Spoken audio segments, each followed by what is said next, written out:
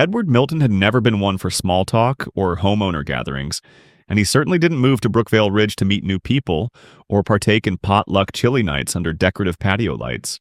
At 61, with a steady hand and a well-earned sense of personal quiet, he was more interested in routine, in the comfort of smoke curling from his back porch grill, the sound of birdsong settling into morning air, and the way his 10-year-old grandson, Liam, ran barefoot through the patchy grass like joy wasn't something rare. The move had been deliberate. After the sudden death of his daughter, Liam's mother, and a difficult court dispute with an absentee father who showed up at the funeral and then disappeared again with lawyer in tow, Edward had taken full custody and left his inner-city apartment, behind for a single-story brick house on the edge of a carefully planned neighborhood, a place he could raise the boy with stability, with silence when needed and structure when necessary. Brookvale Ridge had appeared welcoming enough at first glance. The properties were evenly spaced and flanked by sidewalks that curved like polite conversation. Fences were modest, shrubbery well-trimmed, and everyone seemed to wave with a synchronized civility that felt a little too rehearsed. But Edward didn't care. He hadn't moved for the community. He had moved for the land, for the backyard space, for the porch where he could finally sit with his thoughts and maybe, just maybe, start writing the book he'd been promising himself for years. His job, though still active, was remote now.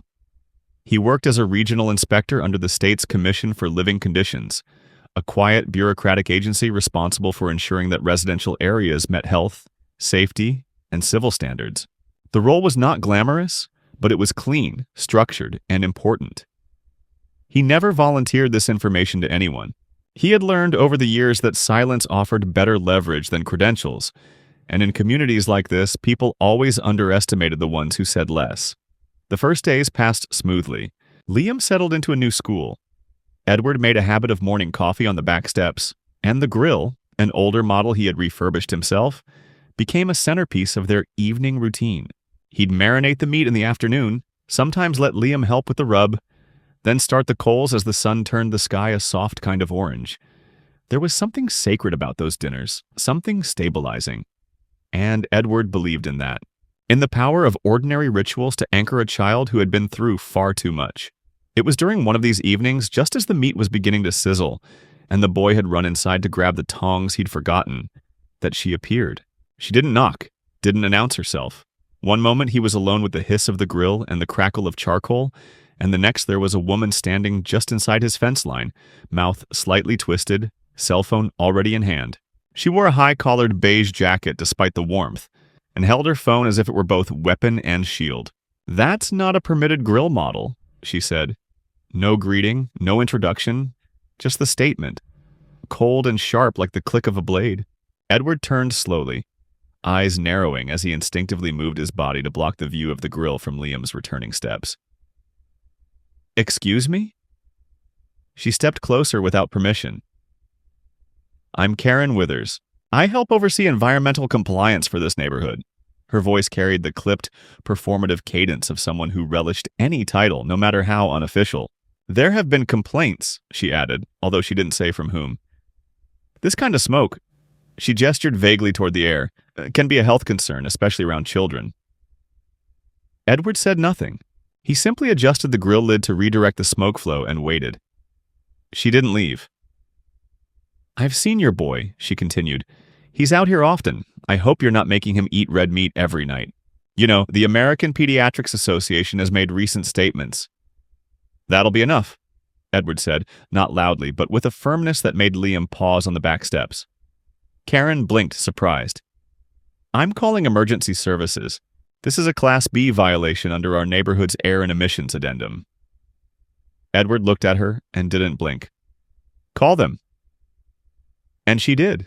Right there, in front of Liam, in front of the now smoking grill, she called 911 and reported a sanitation violation involving hazardous cooking and potential child endangerment.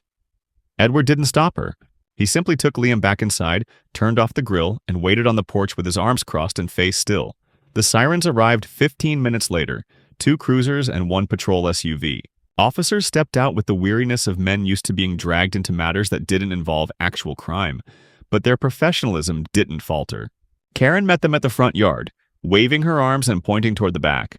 Narrating events like a prosecuting attorney, full of conviction and carefully curated phrases about excessive smoke, non-compliant equipment, and minor in harm's proximity. Edward remained silent until they approached him directly. "Sir," one of the officers began, "we received a call regarding some concerns." "I know," Edward said calmly. "Would you like to inspect the grill?" The officers exchanged glances, then followed him around the side yard. The grill sat closed, still warm, the coals nearly dead. A single plate sat on the small wooden table nearby, untouched. A pair of tongs rested beside it. Edward handed over his driver's license, didn't mention his title, didn't escalate. He answered questions directly, offered to open the grill, provided proof of purchase for the model. It wasn't illegal. It wasn't even prohibited. If anything, it had a higher emission standard than most gas models in the area. After 10 minutes, the officers returned to Karen, still standing on the sidewalk, arms crossed, expectant. "Ma'am, there's no violation here." She didn't take it well. "But I smelled burning animal fat. That's a respiratory risk." One of the officers politely cut her off. "Ma'am, unless there's an actual emergency, please refrain from misusing emergency lines." They left without issuing a single citation. Karen stood rooted to the sidewalk, visibly stunned. Edward, meanwhile, returned to his porch, sat down beside Liam, and calmly opened the book they'd been reading together. No explanation, no dramatics, just the steady continuation of life. That night, as Liam drifted off to sleep and the crickets filled the silence outside, Edward sat in his home office and opened a secure portal through his state-issued laptop. He wrote a short memo, flagged for internal review. Unregistered residential authority figure initiated contact with law enforcement citing fabricated environmental risk. Recommended passive monitoring. He didn't sign it with his title. He didn't need to. The flag was enough. Karen had stepped onto the wrong lawn, and she had no idea who she'd just picked a fight with. The morning after the incident with Karen and the police, Edward expected things to settle down. He had dealt with people like her before. Self-appointed enforcers of neighborhood values, who believed rules only existed for others, who wielded clipboards like swords and carried the kind of social power that couldn't be elected but was still felt. Like law, usually once proven wrong in front of authority figures, people like Karen would retreat, at least temporarily, licking their ego wounds and shifting their attention to softer targets. Edward assumed this would be no different. He was mistaken. By the time Liam left for school and Edward had settled into the second cup of his morning coffee, a thick envelope was already waiting in the mailbox. There was no postage, just a carefully sealed manila folder with his name printed on the front in large block letters. Inside was a printed document, unsigned, labeled as a notice of non-compliance, citing multiple infractions ranging from unapproved outdoor cooking equipment to failure to notify the neighborhood council of open fire use. Each line item was written in language that mimicked bureaucratic legitimacy but lacked any actual legal standing. Some were laughable. One claimed his grass exceeded the recommended height for rear-set lawn areas. Another referenced insufficient boundary harmony with neighboring lots due to the shade of his garden shed. It was nonsense, but dangerous nonsense. Because nonsense in the hands of someone persistent and performative enough could still make life miserable. At the bottom of the document was a fine schedule. It demanded a payment of $275 to a non-governmental entity called the Brookvale Oversight Council, which to Edward's knowledge had no charter, no legal registration, and no financial transparency. It was clearly Karen's doing, or at least her latest invention. He didn't respond, not yet. He carefully scanned the document into his encrypted drive, saved it to an external archive, and wrote a brief note to his district liaison within the Commission for Living Conditions. Then, just as calmly, he returned to his regular workflow for the day, reviewing reports and compiling data for a pending investigation in another district. That afternoon, as the sun began its slow descent behind the rooftops of Brookvale Ridge, Edward noticed movement outside. A white SUV had pulled into the edge of his driveway. Not parked, just idle, with its hazard lights blinking like a threat dressed in compliance. Two people stepped out. One was Karen, unmistakable with her beige blazer and stiff posture. The other was a man in a navy shirt with a laminated badge clipped to his chest that read, Community Inspection Agent, a title with no formal meaning in any regulatory body Edward had ever encountered. The man held a clipboard and one of those electronic distance meters used for measuring property lines in physical spaces. Karen looked pleased. Edward didn't go out to meet them. Instead, he watched from the kitchen window as they walked directly onto his property, passing through the side gate without permission. The man began scanning the backyard perimeter, writing notes on the clipboard. Karen followed close behind, pointing at areas near the garden, gesturing emphatically toward the grill, and then toward the flower beds along the fence.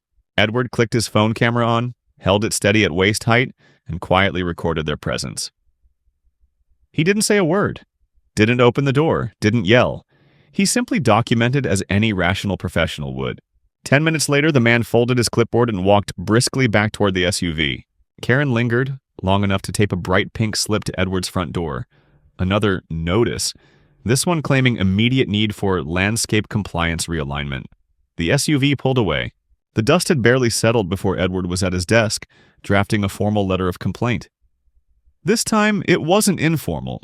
He cited breach of property, impersonation of an enforcement officer, and unlawful citation under the state's residential governance statutes. The complaint was sent to the municipal attorney, the commission's legal department, and 2 journalists he knew would at least log the incident, even if they didn't publish. That evening, Liam asked why the lady with the clipboard kept coming back. Edward said only, "Because she's confused about where her authority ends." The boy didn't press further, which made Edward feel both relieved and guilty. He didn't want to drag the child into this, but Liam had seen enough to know something was wrong. That night, Edward installed a secondary lock on the side gate and placed a small printed notice at both entrances. Private property. Entry prohibited without warrant or invitation. The message was not for burglars.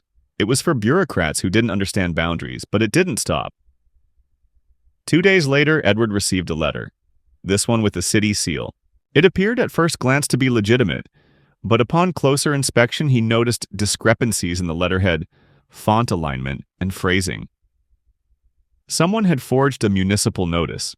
It claimed that his property was flagged for excessive smoke emissions, and that a scheduled inspection was to occur within 72 hours by environmental health officers.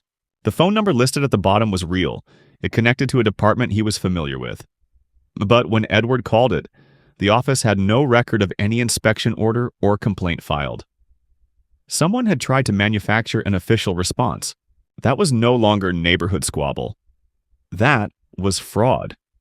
Edward met that evening with a colleague, unofficially, quietly.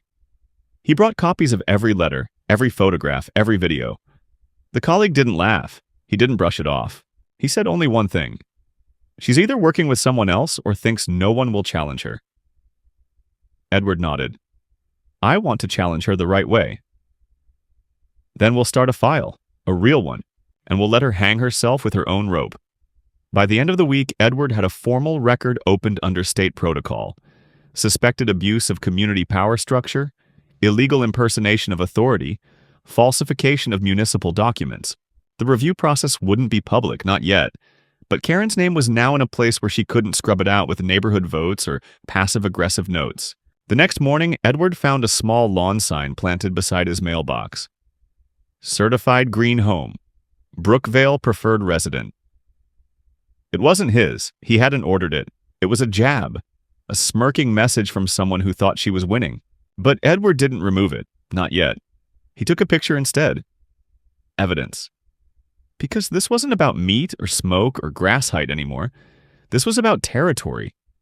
And Karen had just crossed the wrong man twice. By the following Monday, it became clear that Karen wasn't simply a neighbor with control issues or an amateur busybody with a clipboard fetish. She was a fully embedded manipulator who had learned to bend the rules just enough to maintain plausible deniability while still tightening her grip on those who either questioned her authority or didn't immediately fall into line. Edward had encountered personalities like hers before in regulatory hearings and private arbitration proceedings. People who thrived in systems where the rules were either undefined or misinterpreted, who counted on their victims being too weary or too polite to push back hard enough. What surprised him now was not her persistence, but how quickly the neighborhood had begun to shift around her efforts, subtly and quietly like water flowing around a stone. Most residents remained neutral on the surface. Polite nods, strained smiles, But the warmth had drained from their faces, and conversations began to dry up like puddles in midday heat. It wasn't overt hostility. It was calibrated distance, and Edward knew what that meant. Someone had been talking. He noticed it when he brought Liam to the local park. Children who had once shared swings or soccer balls now hesitated, glancing back at their parents before approaching. One mother he'd briefly spoken to during move-in day turned away when he greeted her, pulling her stroller toward the opposite bench with a forced smile that didn't reach her eyes. Liam didn't notice, thankfully. Children had shorter memories and more forgiving instincts. But Edward did. The isolation was starting, and that was always step one. Make the target feel like the problem, then lean on that silence to erode resistance. Later that afternoon, Edward returned home to find a city utility worker walking the perimeter of his property. The man was taking photos of the side yard near the drainage gutter, occasionally checking something on a printed form. Edward greeted him politely and asked what he was looking for. The man shrugged and replied that he'd been dispatched on a service call regarding illegal water runoff. Edward blinked. There had been no rain in 5 days, and his irrigation system was turned off. When he asked for the ticket number, the worker hesitated, then admitted it had come through an anonymous online complaint form. No one from the city had verified it before sending him out. Edward watched the man finish his work and drive off, then made a note of the vehicle's license plate and logged the time. That night, as he sat on the porch with a glass of ginger tea and Liam read quietly inside, Edward heard the soft scrape of tires on gravel. A small electric car, white and silent, rolled past his house slower than necessary, pausing slightly before accelerating again. Through the half-open blinds, he caught a glimpse of a phone held up to the window, not aimed toward the street, aimed toward his house. He said nothing, made no move, just watched as the car turned the corner and disappeared. It was too much coincidence to ignore. The following morning, he checked his mailbox to find another envelope, this time hand-delivered but unsigned. Inside was a single-page printout of a photo. It was of him and Liam sitting beside the grill from last week's dinner. The angle was long-range, clearly taken from the street or a neighbor's window, and beneath the image was a single sentence typed in all caps. "Doesn't look safe for a child." No signature, no return address, no accusations, just that. Edward stared at the page, then slowly folded it, slid it into a manila folder labeled Indirect Threats, and placed it in his filing cabinet. The game had officially entered a new phase. It wasn't about rules or infractions anymore. It was personal. Later that day, he received a knock at the door. A man and woman stood on the porch, dressed neatly but without identification. They introduced themselves as volunteers from the Brookvale Community Wellness Committee and said they were conducting neighbor check-ins. Edward played along, cordial but firm. They asked vague questions about his experience in the neighborhood, whether he felt adjusted, whether he'd received all the welcome materials. When he said yes, they pivoted awkwardly into questions about dietary habits. Did he cook meat often? Was it shared with children? Did he host large gatherings? The woman asked whether Liam had any food sensitivities or medical concerns. Edward's smile didn't waver, but inside something turned cold. This was surveillance dressed as neighborly concern. After they left, Edward called a contact in the state's residential health division and asked whether any neighborhood health committees had registered activity in the last 6 months. The response came back negative.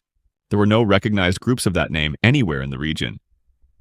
He drafted another internal memo, this time elevating the case designation to Level 2, Community Manipulation and Coordinated Civil Pressure.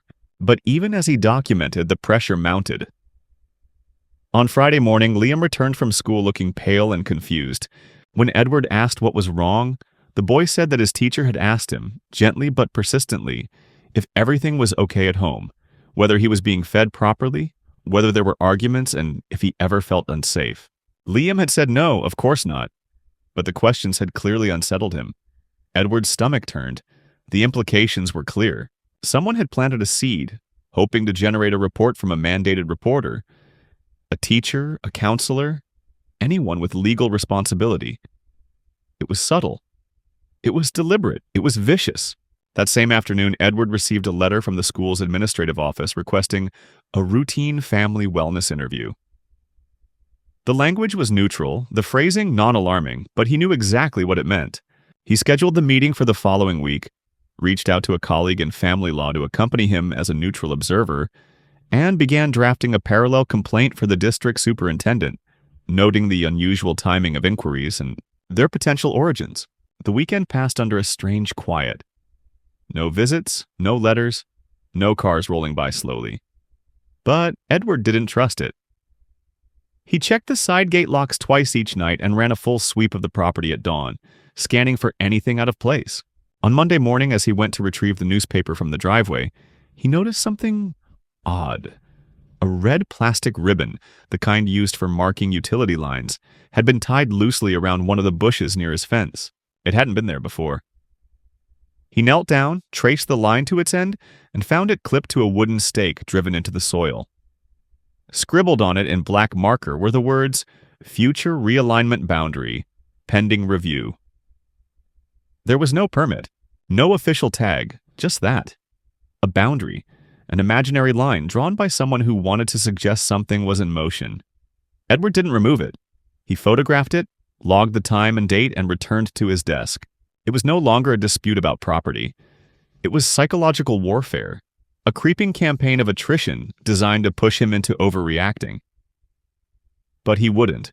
He had seen too many people lose their battles, not because they were wrong, but because they lost their composure.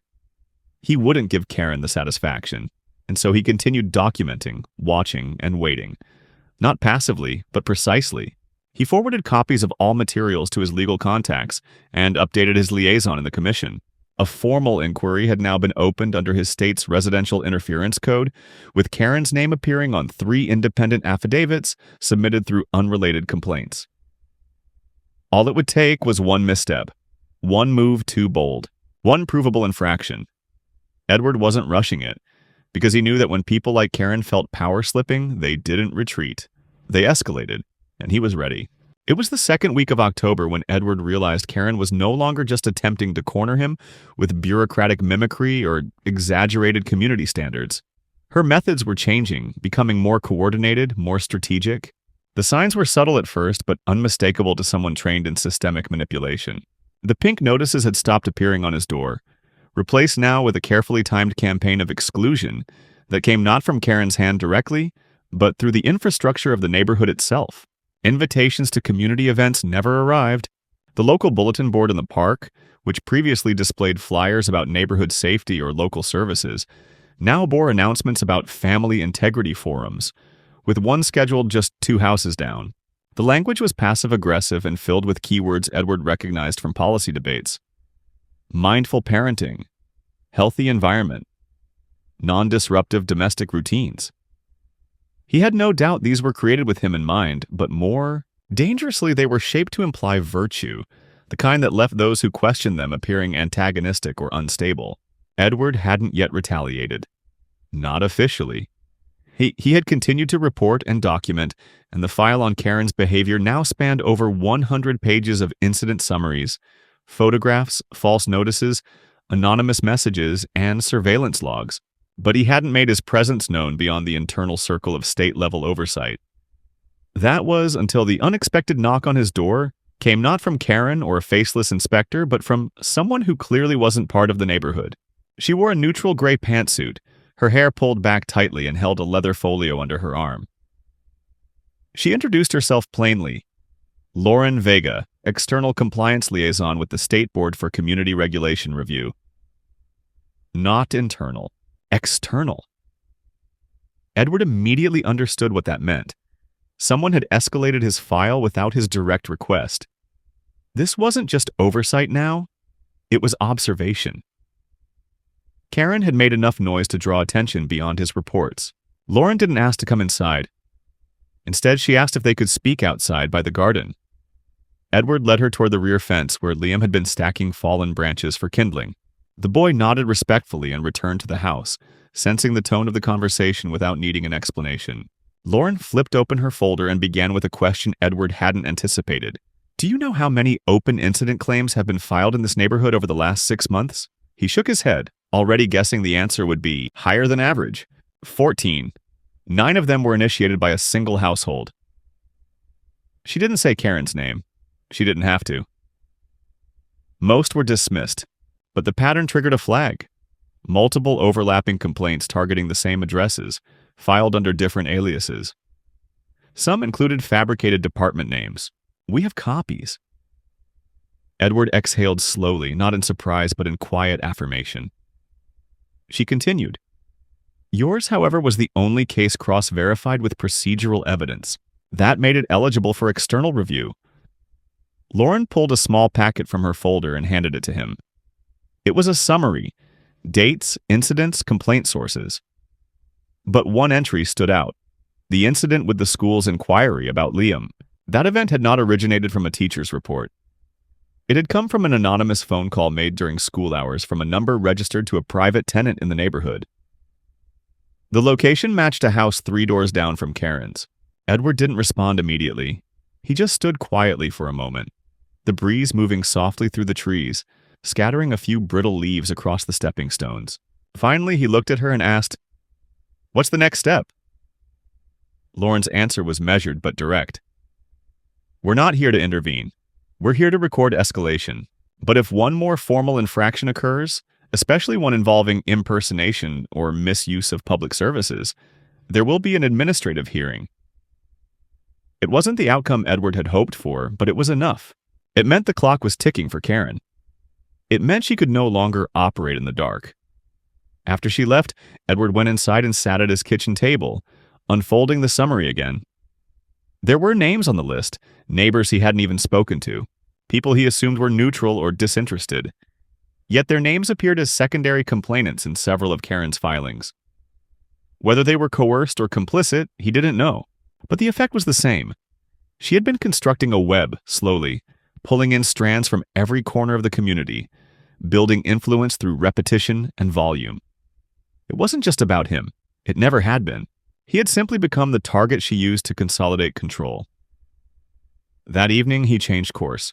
For the first time since the ordeal began, he initiated contact.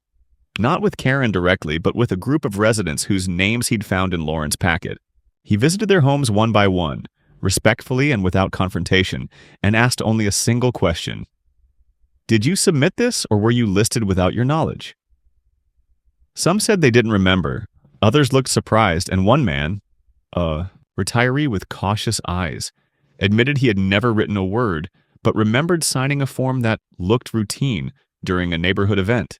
Edward thanked each of them, regardless of their response, and made no accusations.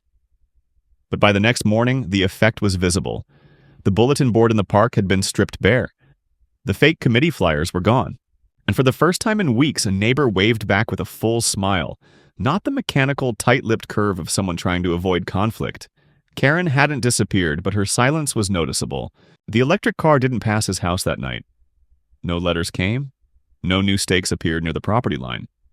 It was not surrender. It was recalibration. The moment when someone like her recognizes that control might not be slipping, but slipping away. Edward didn't celebrate. He didn't relax. He simply added a new document to his growing file and began preparing for the next move. Because the midpoint was never the resolution. It was just the breath before the storm. The silence didn't last. If anything, it became a warning. Edward had seen it before, not in suburban politics, but in bureaucratic cycles and agency maneuvering, where moments of quiet usually meant one thing. Someone was planning something they believed would be final. He had anticipated retaliation, but even he was unprepared for the precision of what followed. Karen had shifted tactics again, abandoning personal intimidation, and instead exploiting the very processes Edward had used to protect himself. She was no longer trying to appear in control. She was attempting to make it look like she wasn't involved at all. It began with a certified letter, not hand-delivered, not anonymous, but officially stamped and signed by the Office of Municipal Environmental Regulation.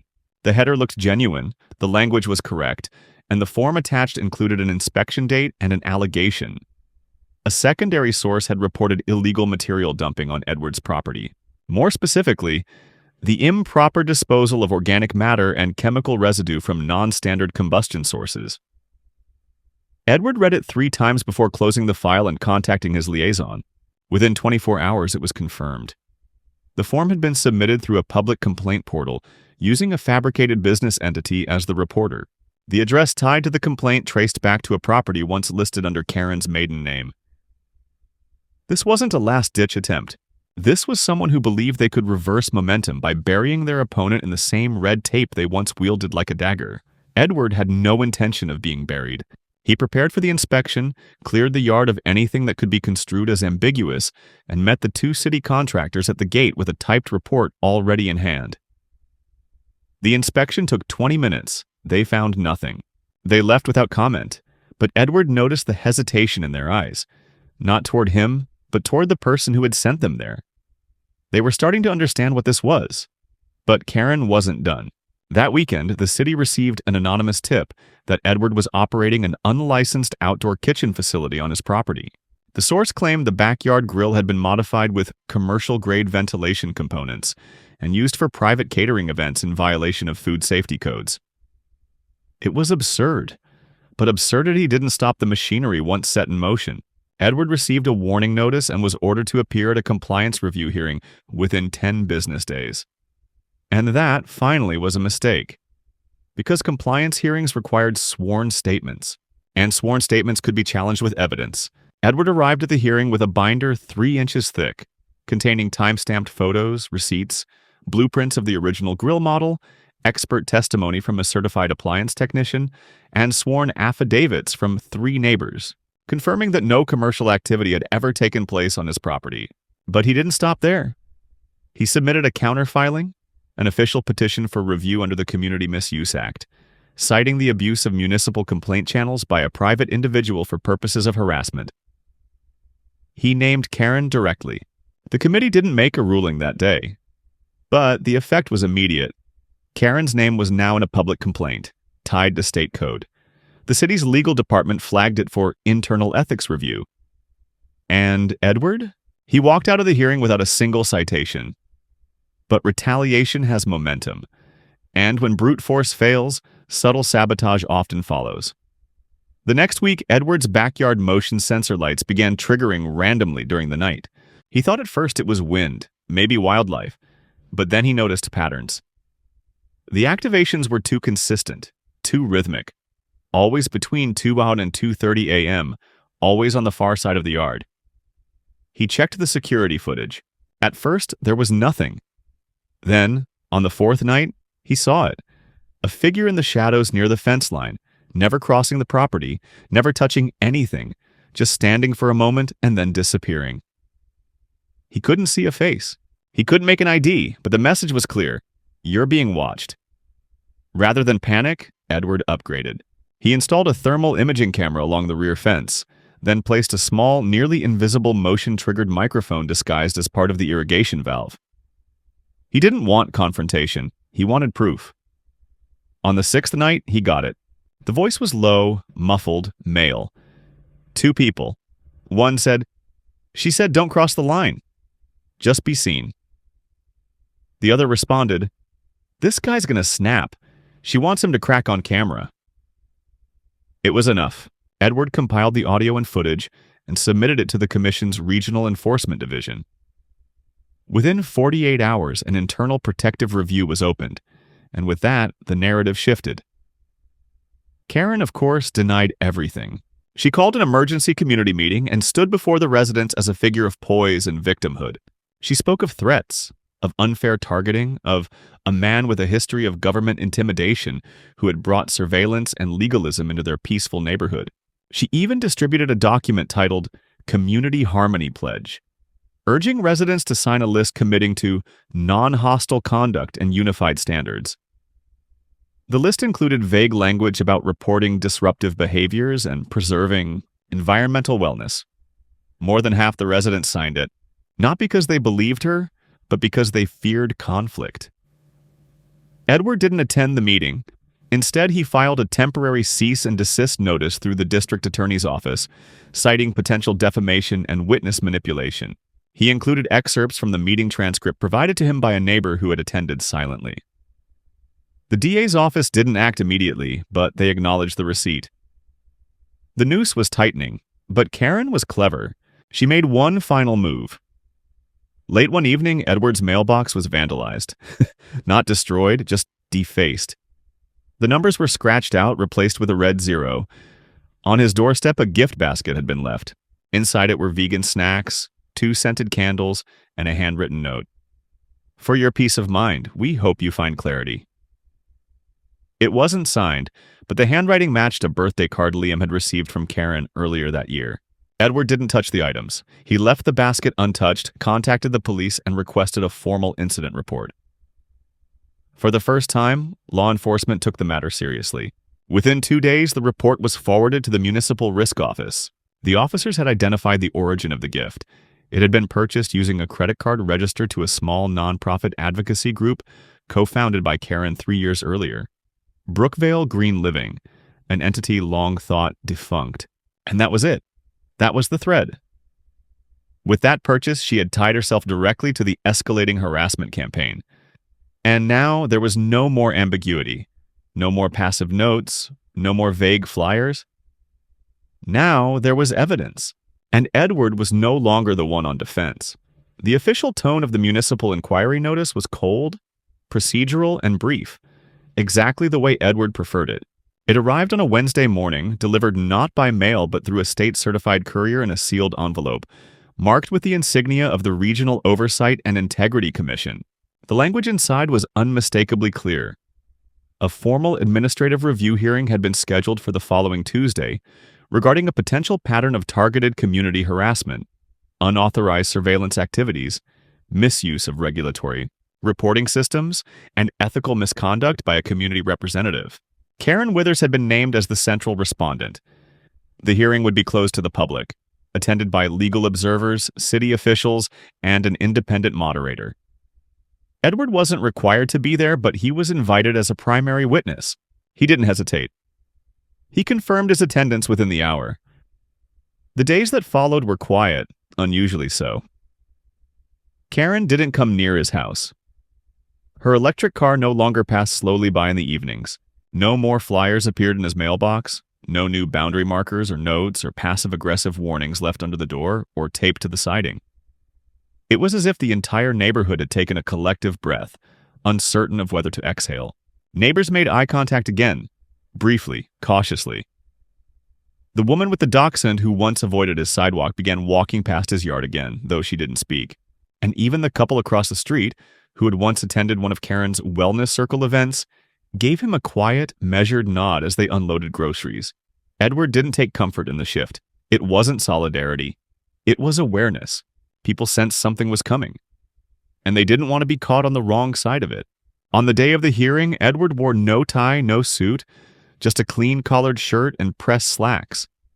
The same kind of outfit he'd worn for decades in front of boards and councils and oversight panels that pretended to care about order more than they cared about optics. He arrived 10 minutes early. The hearing took place in a municipal conference room 2 cities over, a neutral location chosen to avoid perceptions of bias. The panel consisted of 3 regulatory officials and 1 state-appointed legal advisor. Karen arrived 6 minutes late, wearing a navy pantsuit and an expression that mixed rehearsed confidence with a strain of brittle defensiveness she couldn't quite suppress. She came alone. No legal representation, just a thick binder she placed in front of her like a shield. The opening statements were formalities. The panel summarized the allegations and the documentation submitted by Edward and others. When they asked Karen if she understood the charges, she nodded, then immediately launched into a statement about how she had always acted in the interest of community wellness, and how certain parties had misunderstood or willfully distorted her efforts to uphold neighborhood integrity.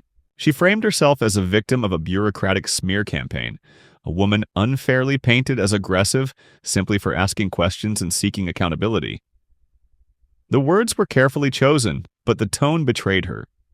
She wasn't confident. She was cornered. Edward was asked to speak next. He kept it short. He did not editorialize. He listed the incidents in a calm, clear voice. The illegal citations, the forged documents, the anonymous harassment, the manipulated school report, the attempted character assassination through community whisper networks, the late-night visits, the surveillance, and the tampered mailbox. He provided names, dates, verification sources. He submitted transcripts, audio files, video stills, and receipts, all cataloged and time-stamped. He made no statements about Karen's character.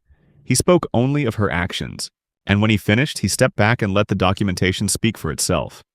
Karen tried to object, multiple times claiming context, misinterpretation, manipulation, but the panel wasn't interested in her narratives. They were interested in compliance violations, in breaches of conduct, in legal oversteps. And when the third-party auditor presented findings that confirmed multiple filings from Karen's address under false names, some using identities traced to closed nonprofit corporations she had helped establish, the tone in the room shifted from inquiry to confirmation. The final blow came not from Edward, but from the city attorney's office.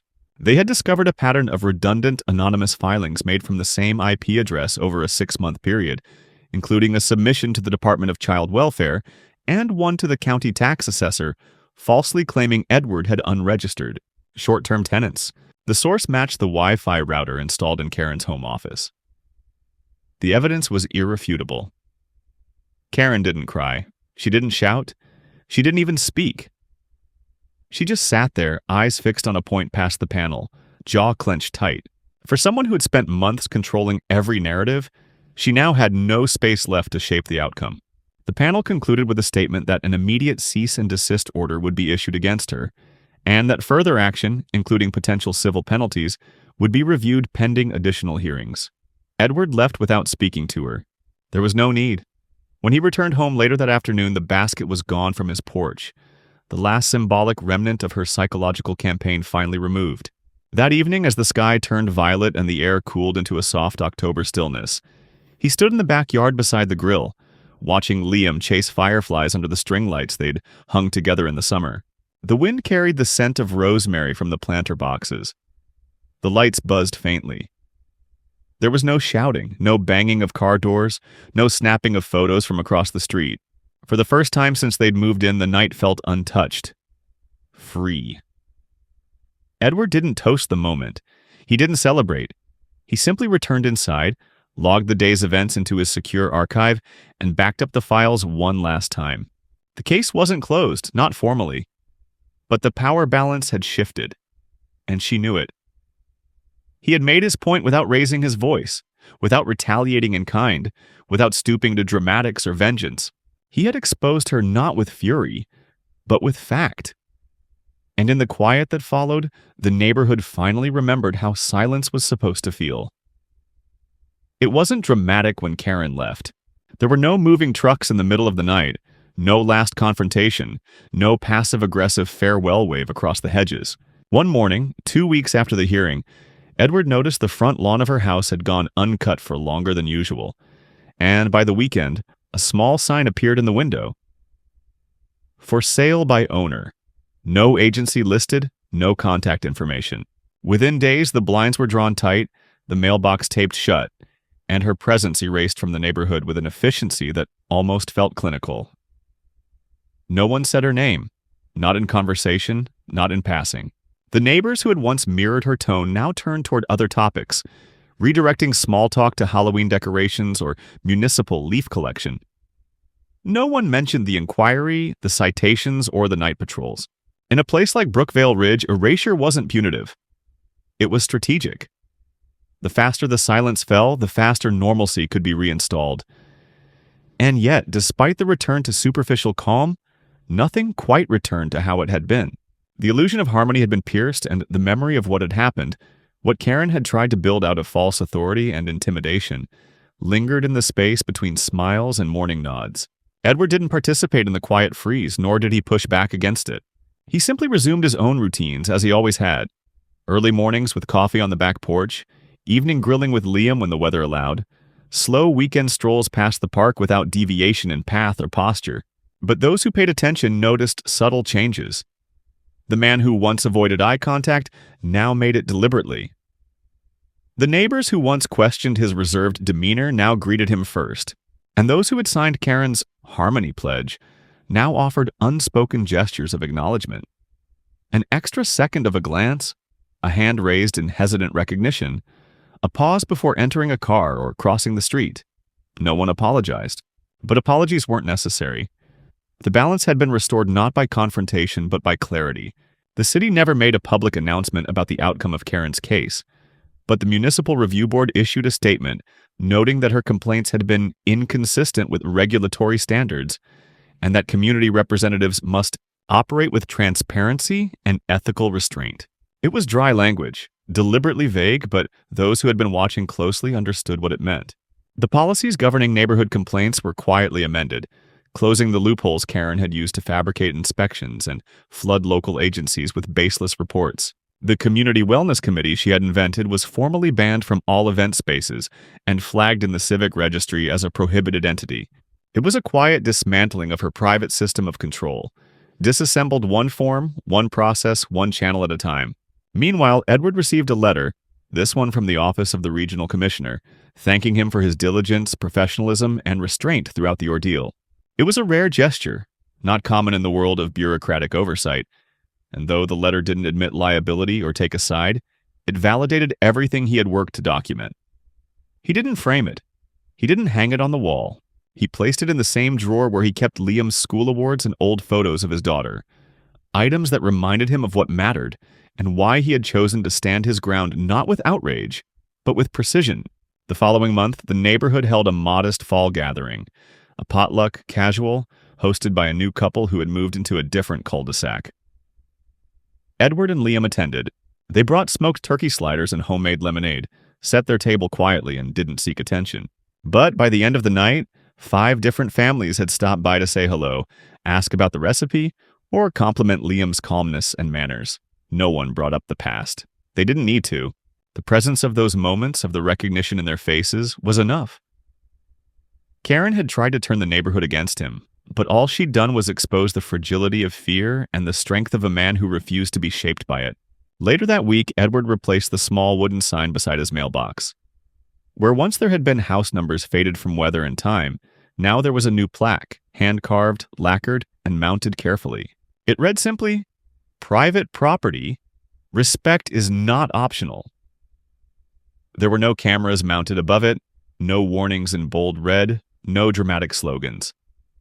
Just a quiet declaration, rooted in fact and earned by experience. As for Liam, he never brought up Karen again. Children are good at adapting, at sensing which stories need to fade and which ones need to be remembered only in the lessons they taught. He continued playing in the yard, helping with the grill, finishing his homework at the kitchen table while Edward brewed tea and reviewed regional reports. Life returned, not unchanged, but unbroken, stronger. And so, without ceremony or revenge or bitterness, Edward did what people like him always do when the storm passes. He stayed. And he made the place better, not louder. Because in a world obsessed with noise, the right kind of silence speaks the loudest.